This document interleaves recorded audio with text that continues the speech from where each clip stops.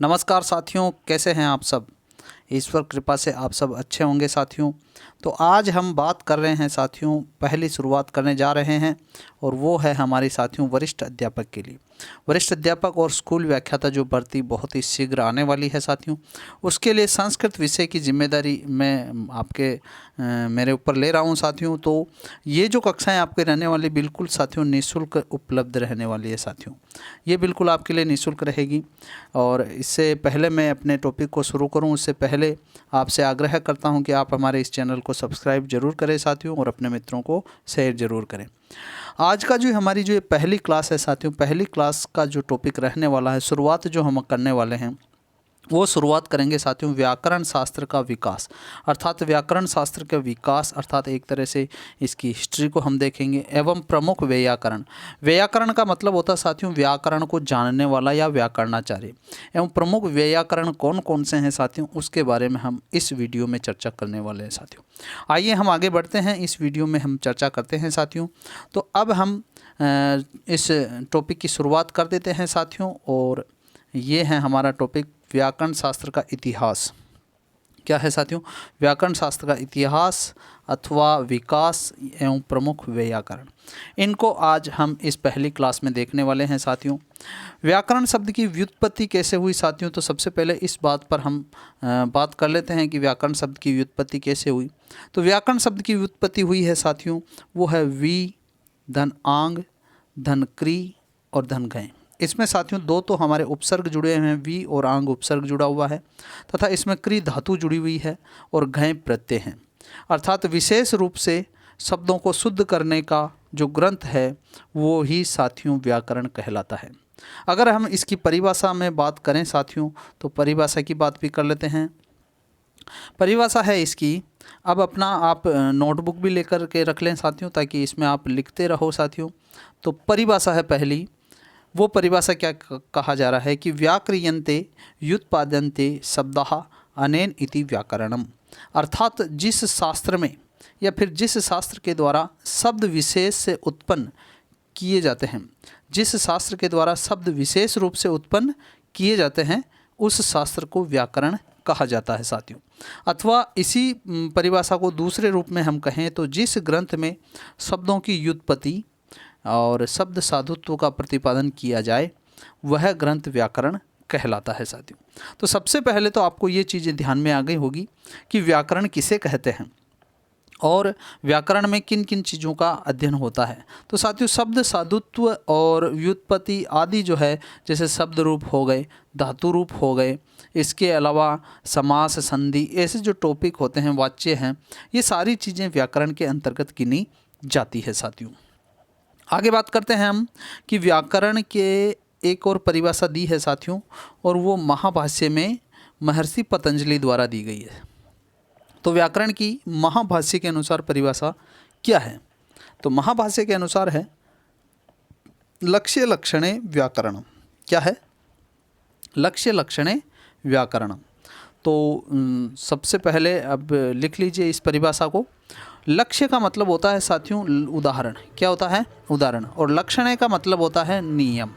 अर्थात उदाहरण और नियम ही क्या कहलाता है? व्याकरण। एक ऐसा शास्त्र जहाँ उदाहरण दिए जाते हैं और नियम प्रस्तुत किए जाते हैं, वो जो शास्त्र ही क्या कहलाता है? व्याकरण। ये परिभाषा किसने दी है साथियों? तो महाभाष्य के अंतर्गत महर्षि पतंजलि ने दी, क्योंकि महाभाष्य ग्रंथ किन्होंने लिखा है? महर्षि पतंजलि ने लिखा है। अब महर्षि पतंजलि ने ही अपने इस ग्रंथ महाभाष्य में कहा है कि व्याकरण को क्या कहा उन्होंने? शब्दानुशासन कहा है। यानी शब्दों का अनुशासन जहाँ स्थापित किया जाता है वही ग्रंथ शब्दानुशासन या व्याकरण कहलाता है। अगर परीक्षा में प्रश्न आ जाता है कि महाभाष्य के अनुसार या पतंजलि के अनुसार व्याकरण को क्या कहा गया है, तो फिर वहाँ साथियों आएगा शब्दानुशासनम। यानी शब्दानुशासनम किम कथ्यते पतंजलि महोदयेन कथ्यते। तो आगे देखते हैं।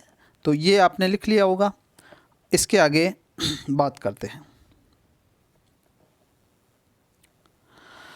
आगे हैं साथियों वेद के 6 अंग माने गए। यानी वेद को एक पुरुष के रूप में देखा गया है और पुरुष के रूप में देख करके उसके अंगों को बताया गया है कि कौन किसका अंग है। हमारे 6 वेदांग है साथियों, 6 वेदांग। ये कितने हैं साथियों? 6 वेदांग है। और इन 6 वेदांगों में हमारे जो व्याकरण को है वो कौन सा अंग माना गया है? तो वेदों के 6 अंगों में भी व्याकरण की प्रधानता सिद्ध होती है।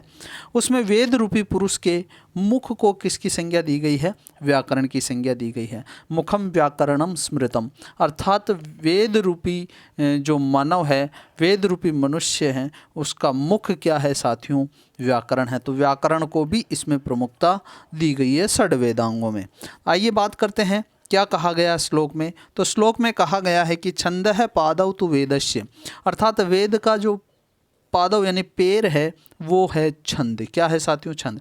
हस्तो कल्पो अतपठ्यते, अर्थात हाथ, जो छंद हाथ है वेद के, वो हाथ है कल्प। और ज्योतिषामयनम चक्षु, अर्थात ज्योतिष जो है वो चक्षु है। निरुक्तम श्रोत्रम उच्यते, और निरुक्त को श्रोत्र यानी कान माना गया है।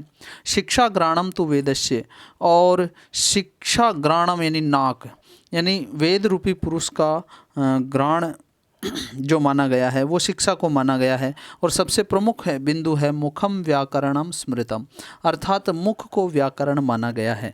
तस्मात् सांगम अदित्येव ब्रह्मलोके महीयते, जो इनको सम्मिलित रूप में जान लेता है वो ब्रह्मलोक को प्राप्त करता है साथियों।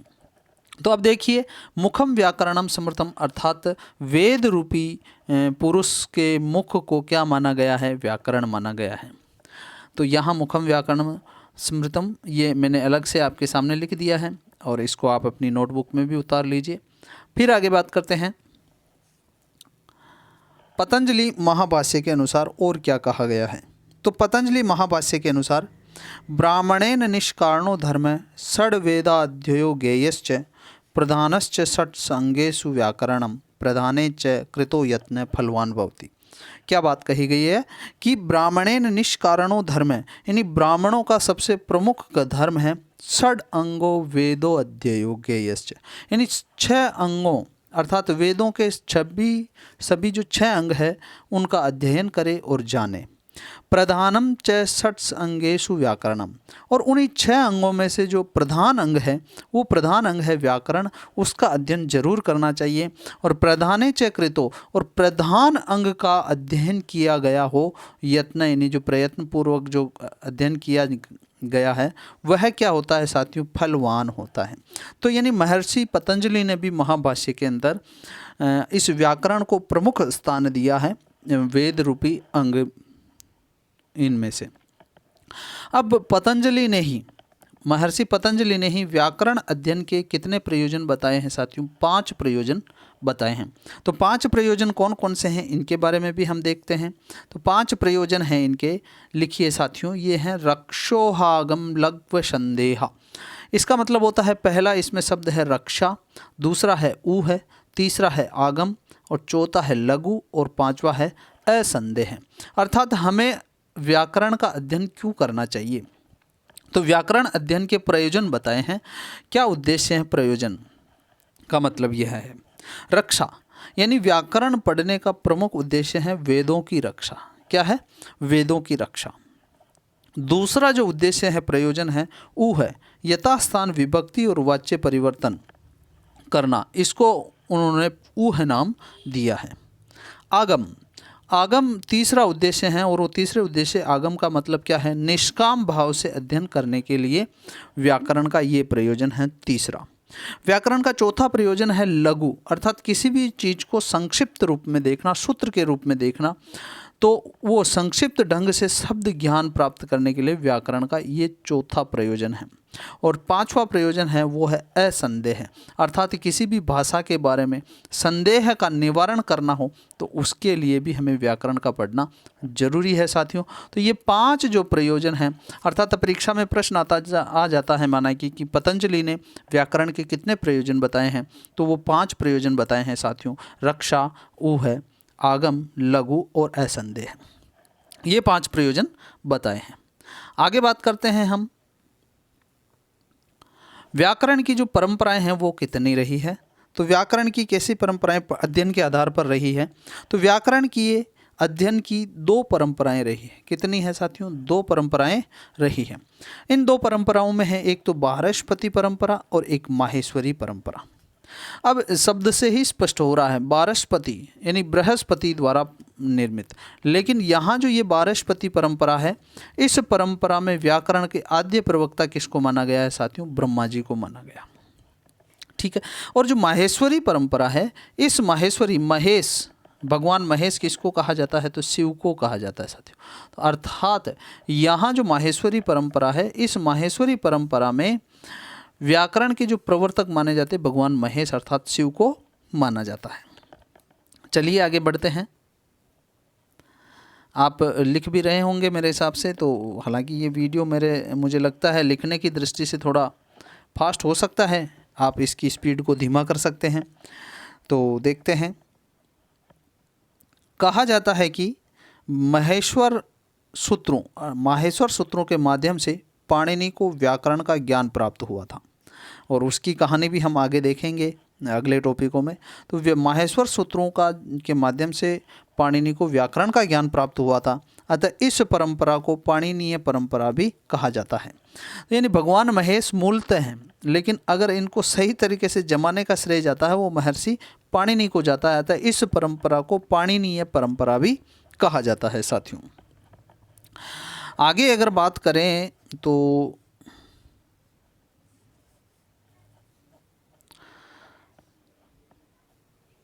इस परंपरा को वर्तमान में अधिक तार्किक, मनोवैज्ञानिक एवं सर्वग्राही माना जाता है। कौन सी परंपरा को माना जाता है साथियों? तो ये माहेश्वरी जो परंपरा है, माहेश्वरी जो परंपरा है, इसको वर्तमान में सबसे अधिक तार्किक माना जाता है, सबसे अधिक मनोवैज्ञानिक माना जाता है तथा सर्वग्राही माना जाता है। यानी सभी इसको ग्रहण करने में हिचकिचाते नहीं हैं, सर्वग्राही है साथियों। फिर आगे बात करते हैं इसी के बारे में। पाणिनि ने जो अष्टाध्यायी ग्रंथ लिखा था, उन्हें पाणिनि ने पूर्व भी 10 व्याकरणाचार्य थे, और इस बात का उल्लेख उन्होंने अपने ग्रंथ अष्टाध्यायी में किया था। और वो कौन कौन से थे साथियों? तो बात करते हैं। एक तो आपिसली, एक साकल्य, काश्यप, भारद्वाज, शाकटायन, गार्ग्य, गालव, चाक्रवर्मण, सेनक और स्पोटायन। साथियों ये मैंने मेरे हिसाब से जमा के रखा है। अगर आप इनको याद करना चाहे तो कैसे रख सकते हैं? तो आशा, कैसे रख सकते हैं? आशा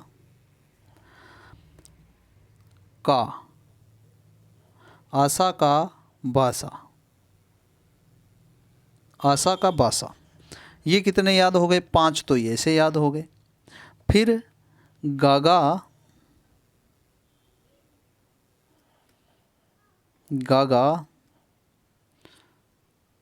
चासे, गागा चासे स्पोर्ट, गागा चाच से स्पोर्ट, ऐसे भी आप इसको याद कर सकते हैं। तो मैंने इस सूत्र के हिसाब से याद किया है, और इस सूत्र के आधार पर ही मैंने आपके सामने यहाँ जमा के रखा है साथियों। तो ये पाणिनि से पूर्व कितने व्याकरण थे जिन्होंने पाणिनि ने अपने अष्टाध्यायी में उल्लेख किया है? वो थे 10 साथियों। कितने थे? 10। और इन 10 को आप याद रख सकते हैं कि आशा का बासा, गागा चा से स्पोर्ट, गागा चाच से स्पोर्ट, आशा का बासा, गागा चा से स्पोर्ट, ऐसे आप इसको याद कर सकते हैं। आगे हम बात करते हैं पाणिनीय व्याकरण का परिचय। अब हम पाणिनीय व्याकरण का परिचय हम देख रहे हैं साथियों, और इसमें सबसे पहले हमने देखा कि कितनी परंपराएं हैं व्याकरण की, कहाँ से शुरुआत हुई है, और व्याकरण शब्द की व्युत्पत्ति कैसे हुई। ये सारी चीज़ें देखने के पश्चात हम आगे बढ़ रहे हैं, और आगे बढ़ रहे हैं पाणिनीय व्याकरण का परिचय। तो यहाँ ये थोड़ा बड़ा आना चाहिए, तो आप एक बार इसको सही कर लें। तो पाणिनीय व्याकरण का परिचय। संस्कृत व्याकरण की समस्त पद्धतियों में पाणिनि व्याकरण का सर्वोपरि स्थान है। इस बात को आपको ध्यान में रखना है। संस्कृत व्याकरण की समस्त पद्धतियों में पाणिनि व्याकरण जो है उसका सर्वोत्तम स्थान है। विकास क्रम की अगर दृष्टि से हम बात करें तो इनके 3 युग माने जा सकते हैं। हम इनको 3 युगों में डिवाइड कर सकते हैं, और वो 3 युग कौन कौन से हैं? तो 3 युग की बात कर लेते हैं। प्रथम युग, द्वितीय युग और तृतीय युग। प्रथम युग क्या है? प्रथम युग का लगभग समय है 500 ईसा पूर्व से प्रथम शताब्दी तक। ये है प्रथम युग माना जाता है। और इस प्रथम युग के अंतर्गत जो व्याकरण की जो रचना हुई थी वो मौलिक रचना हुई थी और उसका विवेचन किया गया था। ये है प्रथम युग। और जो द्वितीय युग माना जाता है वो माना जाता है साथियों प्रथम शताब्दी से 1300 ईस्वी तक है। ये हैं साथियों 13वीं सदी तक या 1300 ईस्वी तक। ये समय है साथियों टीकाओं का, अर्थात इन ग्रंथों पर अलग अलग टीकाएं लिखी गई थी। और जो तृतीय युग है साथियों इस पाणिनि व्याकरण का, वो तृतीय युग है 1300 ईस्वी से आगे, यानी वर्तमान तक भी हम इसको मान सकते हैं। इसके अंतर्गत क्या ये है कि प्रक्रियाएं चलने लग गई, शब्दों की प्रक्रियाओं को समझाने का ढंग और शास्त्रार्थ का समय है। और ये है साथियों तृतीय युग। अब इन तीनों युगों के बारे में हम बात करते हैं साथियों।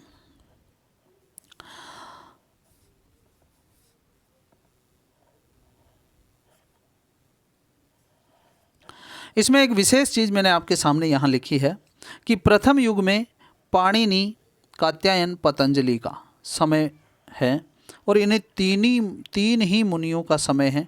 इन तीनों द्वारा ही पाणिनि व्याकरण का ढांचा तैयार किया हुआ था। ये बात एक बार मैं इसको वापस दोहरा रहा हूँ और ये विशेष चीज़ बता रहा हूँ, इसीलिए मैं वापस इसको दोहरा रहा हूँ कि प्रथम युग पाणिनि, कात्यायन और पतंजलि का समय है और इन तीनों के द्वारा ही पाणिनि व्याकरण का ढांचा तैयार हुआ था।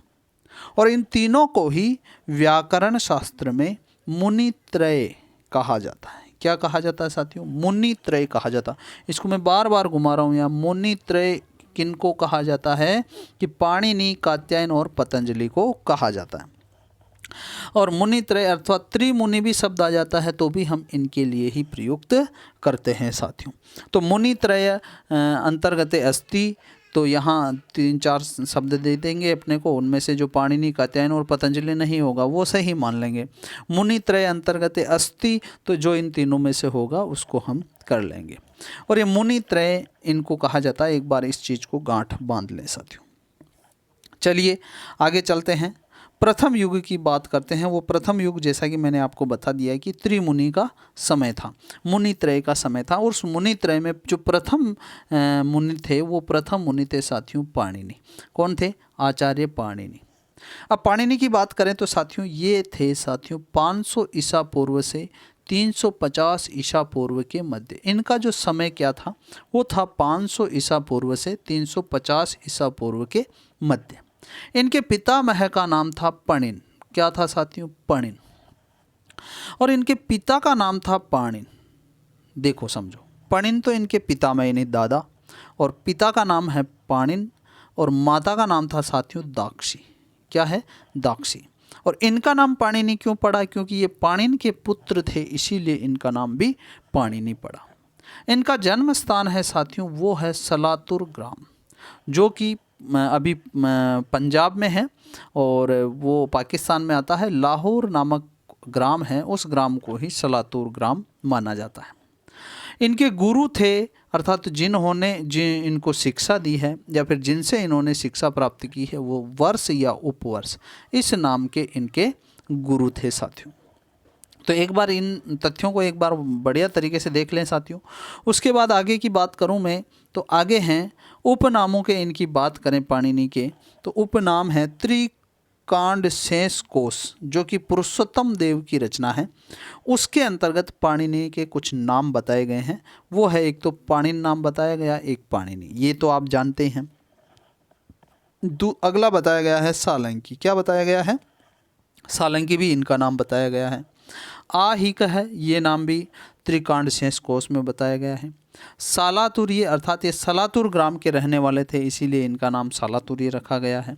और दाक्षी पुत्र, अर्थात इनकी माता का नाम दाक्षी था, इसीलिए इनको दाक्षी पुत्र के नाम से भी संबोधित किया गया है साथियों। तो त्रिकांड शेष कोश में पुरुषोत्तम देव ने इनके 6 नाम बताए हैं। इसी के आगे बात करें तो देखो इनकी मृत्यु कैसे हुई थी।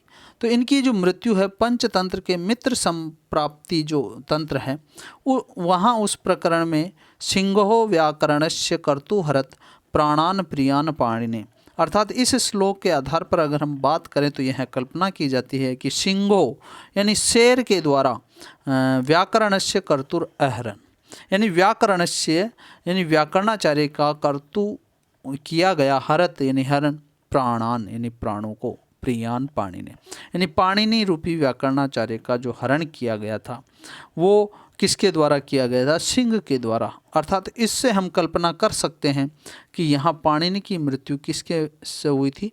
सिंह के कारण से हुई थी। परंपरा के तहत ये भी माना जाता है कि उनकी मृत्यु कब हुई थी? त्रयोदशी के अंतर्गत हुई थी। जो त्रयोदशी तिथि है उस दिन इनकी मृत्यु हुई थी। चलिए पाणिनि के बारे में आगे पढ़ते हैं साथियों। पाणिनि की रचनाएं कौन कौन सी है उनके बारे में हम देखते हैं। तो इनकी रचनाओं में जो पहली रचना है साथियों वो है अष्टाध्यायी। क्या है? अष्टाध्यायी। और अष्टाध्यायी शब्द का मतलब क्या होता है? अष्टानाम अध्यायानाम समार है, यानी 8 अध्यायों का समाहार ही क्या कहलाता है? अष्टाध्यायी है। तो इसी रचना को पाणिनीयाष्टकम नाम से भी संबोधित किया जाता है, क्योंकि इसमें अध्याय कितने हैं साथियों? इसकी परिचय के बारे में बात करें तो इसमें अध्याय 8 हैं और 8 ही अध्यायों को 4-4 पादों में विभाजित किया गया है। तो 8 × 4 कितने? 32 पाद हो गए साथियों, द्वात्रिंशत् पादा। और सूत्र अर्थात इसके अष्टाध्यायी के अंतर्गत कितने सूत्र हैं? तो कुछ लोग इसको 3995 मानते हैं, जबकि कपिल देव द्विवेदी की जो लघु सिद्धांत कौमुदी है साथियों, कपिल देव द्विवेदी यहाँ सूत्र मानते हैं 3997। तो कपिल देव द्विवेदी तो इसको सूत्रों की संख्या मानते हैं 3997, जबकि अन्य कुछ विद्वान मानते हैं 3995। अष्टाध्यायी में पाणिनि ने सूत्रों की रचना की, अतः पाणिनि को सूत्रकार नाम से भी जाना जाता है।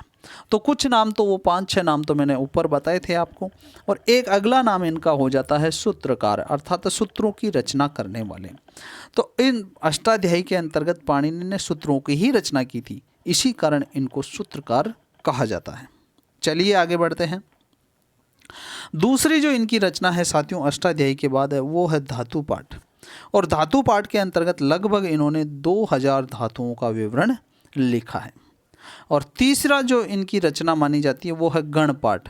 जब अनेक शब्दों के विषय में एक ही बात संज्ञा, प्रत्यय, विधान आदि करना हो तब एक गण का समूह में दे दिया जाता है, और उस गण का जो प्रथम शब्द है, प्रथम शब्द के आगे क्या लगा दिया जाता है? आदि लगा देने से उस संपूर्ण गण का द्योतक कहलाता है। जैसे मैं यहाँ राम लिख दूँ, श्याम लिख दूँ, कृष्ण, गोपाल और इन जैसे 10 नाम लिखे। अब 10 नामों को तो मैं व्याकरण में एक साथ सारे बार बार नहीं लिख सकता, तो मैं क्या करूँगा? इसका एक गण बना दूंगा 10 ही शब्दों का, और इन 10 ही शब्दों पर एक जैसा कोई अगर नियम लागू हो रहा है तो मैं उनके लिए कह दूंगा। जैसे यहाँ पर प्रथम शब्द है राम, तो ये राम लिख दिया, अर्थात प्रथम शब्द लिख दिया, और फिर उसके आगे क्या लगा देना? आदि, तो रामादि। रामादि में ये नियम लगेगा। अब रामादि ये क्या हो गया? एक गण हो गया, और जैसे ही रामादि का नाम आते ही ये राम, कृष्ण, गोपाल, ये 10 लोगों का नाम आ जाएगा, और ये 10 लोगों का इंगित हो जाएगा। वैसे ही कहा गया जैसे अयादि, हमारे अयादि संधि है, तो अयादि संधि क्यों है? क्योंकि यहाँ अय, अव, आय, आव आदेश होते हैं साथियों, और इन सब को, इन 4 ही शब्दों को पहला शब्द ले लिया अय और वहाँ आगे लगा दिया आदि, तो अयादि का मतलब हो गया अय, अव, आय, आव। ये हो गया साथियों, और ये हो गया गण। आगे बात करते हैं साथियों उणादि सूत्रम। उनकी अगली रचना है साथियों वो है उणादि सूत्रम। इसमें कुछ उणादि प्रत्ययों के बारे में बताया गया है। इसके अलावा जो उनकी 5वीं रचना है वो है लिंगानुशासनम। क्या है साथियों? लिंगानुशासनम। लिंगानुशासनम की बात करें तो यहाँ लिंगों का विधान किया गया, कौन से शब्द पुल्लिंग होंगे, कौन से शब्द स्त्रीलिंग होंगे, कौन से शब्द नपुंसक लिंग होंगे, इन शब्दों के बारे में यहाँ विधान किया गया है। इसीलिए इस प्रकरण का नाम लिंगानुशासनम रखा गया है। एक इनकी अगली रचना है साथियों वो है पाणिनीय शिक्षा। पाणिनीय शिक्षा, पाणिनीय शिक्षा के अंतर्गत स्वर, व्यंजनों आदि के बारे में विचार किया गया है। वर्ण प्रकरण का जो टॉपिक है साथियों उस पूरे प्रकरण पर इस पाणिनीय शिक्षा में विचार किया गया है। चलिए फिर आगे बात करते हैं।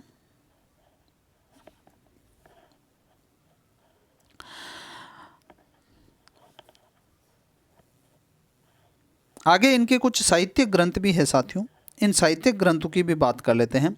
तो इनके साहित्यिक ग्रंथ कौन कौन से? एक तो द्विरूपकोशम है, एक पाताल विजयम अथवा जाम्बवंती विजयम है।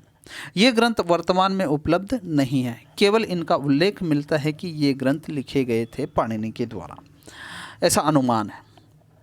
तो मुझे लगता है आपने पाणिनि को अच्छे तरीके से देख लिया होगा। अगर फिर भी समझ में नहीं आया तो एक बार उसको ब्रेक ले लीजिए और उसको दोबारा देख सकते हैं आप। आगे बात करते हैं साथियों दूसरे नंबर के जो हमारे त्रिमुनि में दूसरे नंबर के मुनि हैं, वो है मुनि साथियों कात्यायन मुनि। कौन है? कात्यायन। तो लिखिए, कात्यायन का जो समय है वो समय है साथियों 500 ईसा पूर्व से 300 ईसा पूर्व। क्या है? 500 ईसा पूर्व से 300 ईसा पूर्व, लगभग वही समय है जो पाणिनि का है। कात्यायन मुनि व्याकरण शास्त्र में वार्तिककार के नाम से प्रसिद्ध हुए। किस नाम से प्रसिद्ध हुए? व्याकरण शास्त्र में वो वार्तिककार नाम से प्रसिद्ध हुए। क्यों हुए हैं? क्योंकि अष्टाध्यायी के जो सूत्र है ना, उन सूत्रों पर इन्होंने वार्तिक सूत्र लिखे हैं। इसीलिए वार्तिक सूत्रों की रचना करने के कारण ही इनको वार्तिककार नाम दिया गया है। इन्हें वररुचि नाम से भी जाना जाता है, यानी इनका दूसरा नाम है साथियों वररुचि। फिर आगे हैं पतंजलि ने अपने ग्रंथ महाभाष्य में कात्यायन को दाक्षिणात्य नाम से संबोधित किया। किस नाम से? दाक्षिणात्य नाम से संबोधित किया। त्रिमुनियों में इनका स्थान द्वितीय मुनि के अंतर्गत आता है, अर्थात ये दूसरे नंबर के मुनि हैं और पाणिनि के सहपाठी माने जाते हैं। कात्यायन मुनि को पाणिनि का जो सहपाठी है, क्लासमेट माना जाता है। अब कात्यायन का क्या योगदान रहा, तो इसके बारे में भी हम बात करते हैं। तो कात्यायन ने क्या किया है साथियों कि कात्यायन ने अपनी अष्टाध्यायी की सूक्ष्म दृष्टि से आलोचना करके कमियों को दूर करने का प्रयास किया। इन्होंने क्या किया है कि अष्टाध्यायी जो पाणिनि की ग्रंथ रचना है साथियों, उनमें लगभग कितने सूत्रों पर? 1500 सूत्रों पर। अच्छा, ये आप देखिए, सोचिए कि अष्टाध्यायी में कितने सूत्र थे? 3997 या 95। 97 किसने माना है? तो वो माना है कपिल देव द्विवेदी ने। उन 3997 सूत्रों में से 1500 सूत्रों पर 4000 के लगभग इन्होंने वार्तिक लिखे। इसी कारण इनको किस नाम से जाना जाता है? वार्तिककार के नाम से जाना जाता है।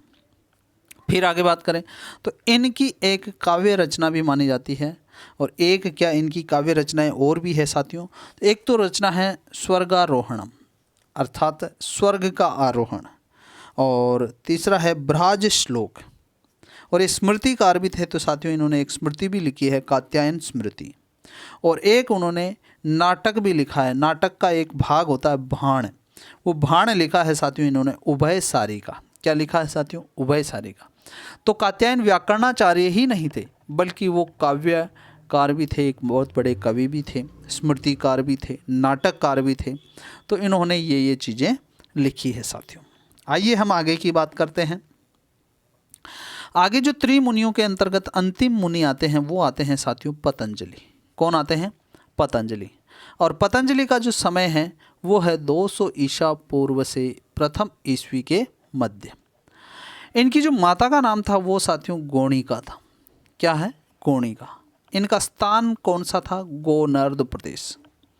बहुत सारे लोग इनको अभी वर्तमान में जो गोंडा प्रदेश है वहाँ के प्रदेश में सम्मिलित करते हैं कि गोनर्द प्रदेश वह था।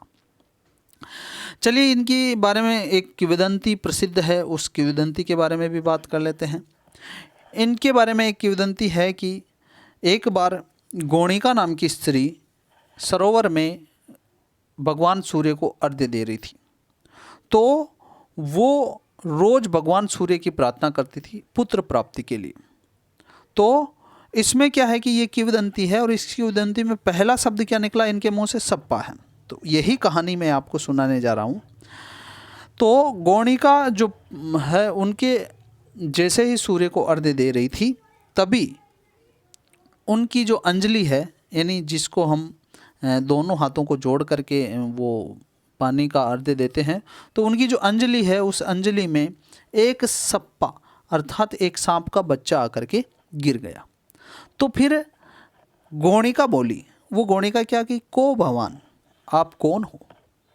आप कौन हो? तो फिर वो बोला सर्प का बच्चा सप्पा है, मैं सपोला हूँ, अर्थात मैं सांप का बच्चा हूँ। तो इनके मुंह से ये पहला शब्द निकल गया साथियों। इसी कारण इनको किस का अवतार माना जाता है? शेषनाग का अवतार भी माना जाता है महर्षि पतंजलि को। फिर गौणिका बोली कि रेफः क्वा गत, आप कहाँ से आए हैं या कहाँ जाएंगे?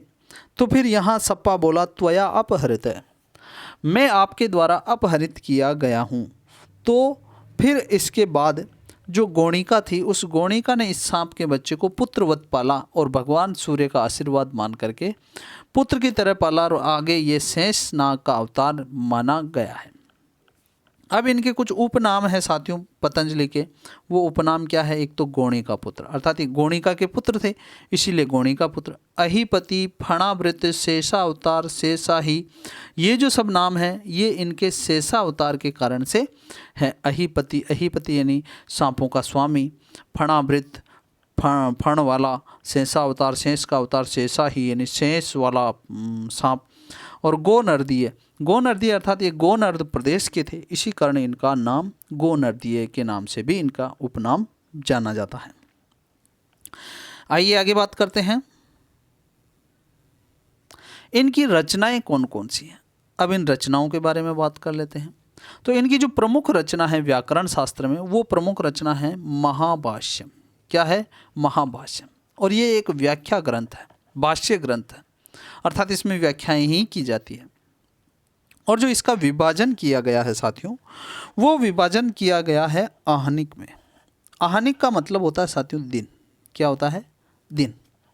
और इसमें कितने आहनिक है? 84 अथवा 85। कहीं कहीं 84 माना जाता है, कहीं कहीं 85 माना जाता है। इसका जो प्रथम आहनिक है उसका नाम है पसपसा। तो ये पसपसा है। तो साथियों इसमें माना क्या जाता है कि ऐसा कहा जाता है कि यहाँ आहनिक का मतलब होता है दिन, अर्थात पतंजलि ने इस महाभाष्य ग्रंथ की रचना 84 अथवा 85 दिनों में कर दी, इसी कारण इनको आहनिक में विभाजित किया गया है। इसके अलावा जो महर्षि पतंजलि की रचनाएं हैं वो है एक पातंजल योग सूत्रम तथा चरक संहिता। ये भी एक, ये योग सूत्र के बारे में बहुत प्रसिद्ध पुस्तक है। चरक संहिता भी इन्हीं के द्वारा लिखी गई है। तो साथियों पतंजलि ने महाभाष्य लिखा है, इसी कारण इनको क्या कहा जाता है? महाभाष्यकार कहा जाता है। पाणिनि को सूत्रकार कहा जाता है और कात्यायन को वार्तिककार कहा जाता है, और महाभाष्य लिखने वाले महर्षि पतंजलि को क्या कहा जाता है? महाभाष्यकार। ये तीनों ही प्रश्न परीक्षा में पूछे जा चुके विभिन्न परीक्षाओं में। तो त्रिमुनियों में ये अंतिम मुनि है साथियों, और व्याकरण शास्त्र में ये सर्वाधिक प्रमाणिक व्याकरण माने जाते हैं। ध्यान से समझना है इस बात को, क्योंकि संपूर्ण व्याकरण की एक कुछ बहुत महत्वपूर्ण घटना है ये, यह महत्वपूर्ण बात है कि व्याकरण शास्त्र में सर्वाधिक प्रमाणिक व्याकरण माने जाते हैं। और इनके बारे में उक्ति है कि यथोत्तरम मुनिना प्रमाण्यम। जो तीनों मुनियों में जो उत्तर मुनि है, सबसे बाद वाले मुनि हैं, उन्हीं के वचन की प्रमाणिकता मानी जाएगी। अगर कहीं तीनों ही ग्रंथों में विवाद की स्थिति हो, किसी सूत्र पर, किसी उदाहरण पर या किसी भी टॉपिक पर विवाद की स्थिति हो, तो यहाँ जो उत्तर मुनि है यानी अंतिम मुनि है, उन्हीं के सर्वाधिक प्रमाणिक माना जाता है। और उत्तर मुनि कौन है? तो पतंजलि है साथियों। तो व्याकरण शास्त्र में, ये एक बार वापस बोल रहा हूँ, व्याकरण शास्त्र में सर्वाधिक प्रमाणिक व्याकरण यानी व्याकरणाचार्य कौन माना जाता है? वो है पतंजलि। ठीक है, आपने लिख लिया होगा। आगे बात करते हैं। ये तो हमने 3 मुनियों के बारे में अभी देखा है। वो 3 मुनि थे महर्षि पाणिनि, महर्षि कात्यायन और महर्षि पतंजलि। और तीनों मुनियों में का प्रथम युग माना जाता है। अब द्वितीय युग की हम शुरुआत करते हैं साथियों। तो द्वितीय युग की शुरुआत करें, उसमें पहले जो नाम आता है, पहले स्थान पे वो आता है भर्तृहरि। और भर्तृहरि का जो समय है वो होता है साथियों 7वीं शताब्दी, यानी 7वीं शताब्दी इनका समय है। भर्तृहरि का संस्कृत व्याकरण में अत्यंत उच्च स्थान है। जो महर्षि भर्तृहरि हैं उनका संस्कृत व्याकरण में अत्यंत ही उच्च स्थान है। व्याकरण में मुनि त्रय के पश्चात उनकी ओर ही दृष्टि की जाती है, कि जब कहीं विवाद की स्थिति हो और मामला कहीं सुलझ नहीं रहा हो, तब त्रिमुनि के बाद दृष्टि इन भर्तृहरि की तरफ ही की जाती है। पुण्यराज नाम के जो कवि हुए हैं, उन्होंने अपने ग्रंथ में भर्तृहरि के गुरु को बताया है, वसुरात नाम के गुरु से इन्होंने शिक्षाएं प्राप्त की थी। आगे हम बात करते हैं इनकी रचनाएं कौन कौन सी है। तो महर्षि भर्तृहरि की जो रचनाएं हैं वो है, पहली रचना महाभाष्य दीपिका। ये महाभाष्य दीपिका वर्तमान में उपलब्ध नहीं है साथियों, लेकिन इसका उल्लेख जरूर मिलता है। इसका परिमाण कितना था?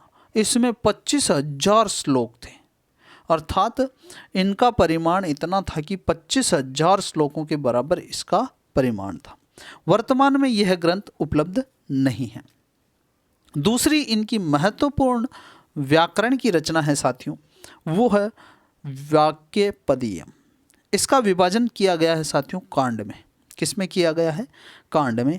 3 कांड माने हैं साथियों इसमें, और वो 3 कांड कौन कौन से हैं? ब्रह्म कांड, वाक्य कांड और प्रकीर्ण कांड।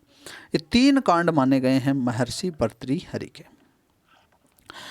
फिर आगे बात करते हैं, इनकी 2 रचनाएं तो हो गई है, फिर तीसरी रचना है साथियों। तीसरी रचना की बात नहीं करेंगे, वो साहित्य की रचना है जो शतक वाले हैं, नीति शतक, श्रृंगार शतक। ये जो शतक वाली रचना भी वहाँ अपने भर्तृहरि की है, लेकिन उसकी बात हम साहित्य में करेंगे साथियों। फिर है दूसरे नंबर के जो कवि है, व्याकरणाचार्य हैं, वो है जयादित्य वामन। साथियों ये एक व्यक्ति नहीं है, ये 2 व्यक्ति हैं। जयादित्य अलग है और वामन अलग है। हुआ यूँ कि ये ग्रंथ तो एक ही है, और इस ग्रंथ का नाम है साथियों काशिकावृत्ति। और काशिकावृत्ति की जब रचना की गई थी वो 650 से 700 ईस्वी के मध्य की गई थी। इसमें कुल साथियों 8 अध्याय। कितने हैं? 8 अध्याय। उनमें से जो 5 अध्याय हैं वो जयादित्य के द्वारा लिखे गए थे, और 3 अध्याय लिखे गए थे वामन के द्वारा। टोटल कितने हो गए? तो 8 अध्याय हो गए साथियों। और इसी कारण इस ग्रंथ को जयादित्य वामन, अर्थात इन दोनों का नाम एक साथ आने लग गया। तो जयादित्य वामन की काशिकावृत्ति, अर्थात काशिकावृत्ति ग्रंथ किसने लिखा? तो जयादित्य वामन ने लिखा। चलिए आगे बात करते हैं तृतीय युग। द्वितीय युग हो गया साथियों भर्तृहरि और जयादित्य वामन। अब तृतीय युग की बात करते हैं, तो तृतीय युग में जो पहला नाम आता है वो आता है भट्टोजी दीक्षित का।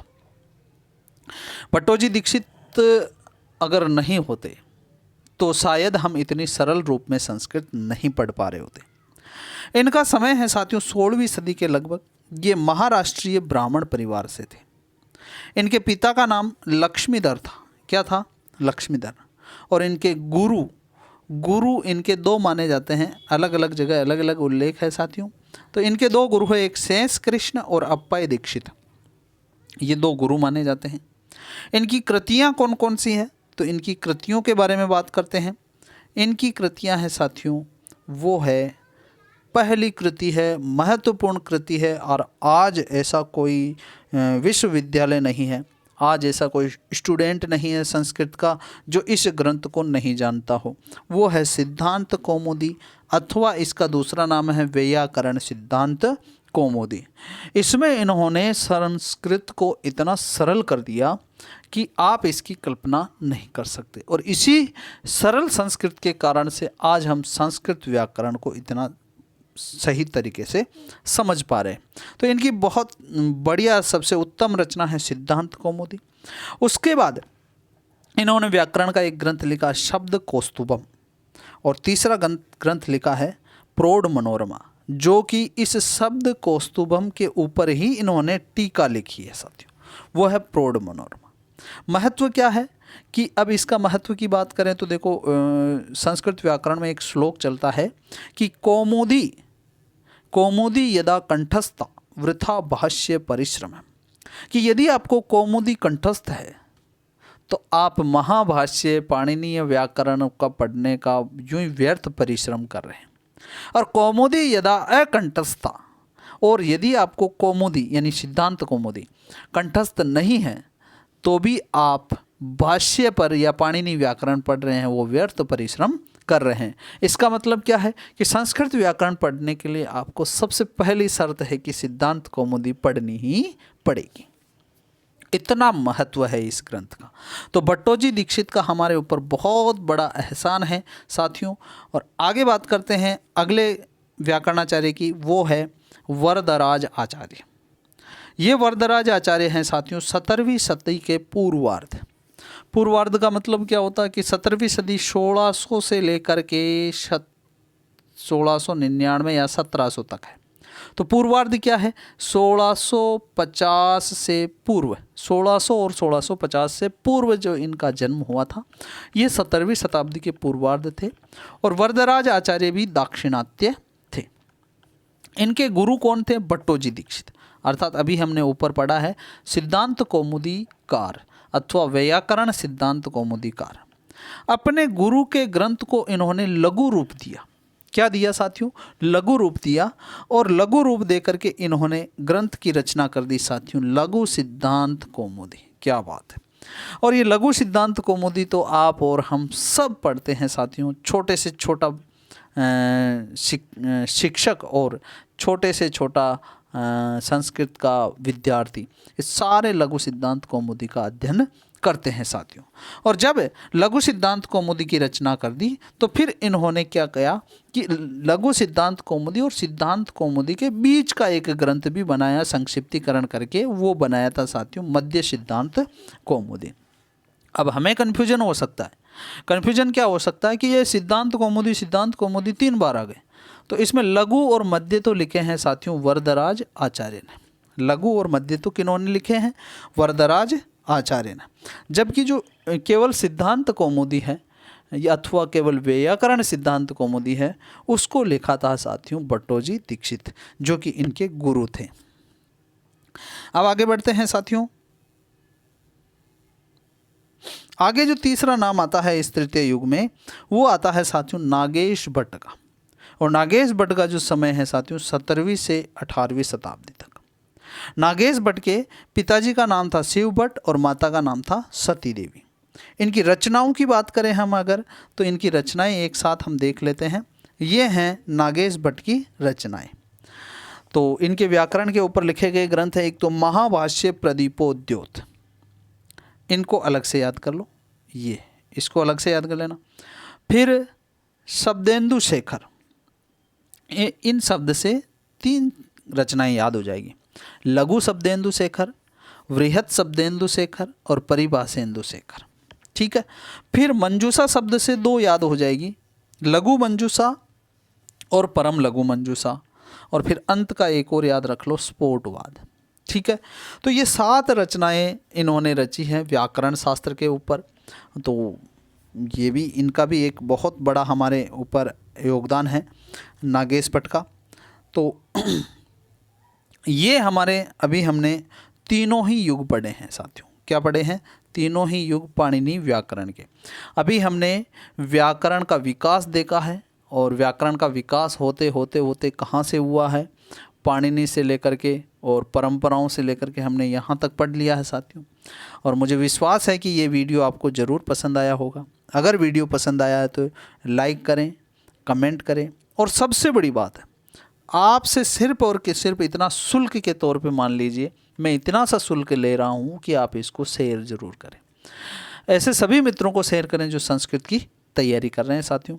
इसी आशा के साथ मैं आपके उज्जवल भविष्य की कामना करता हूँ, और उज्जवल भविष्य की कामना करते हुए मिलता हूँ अगले वीडियो में साथियों। नमस्कार।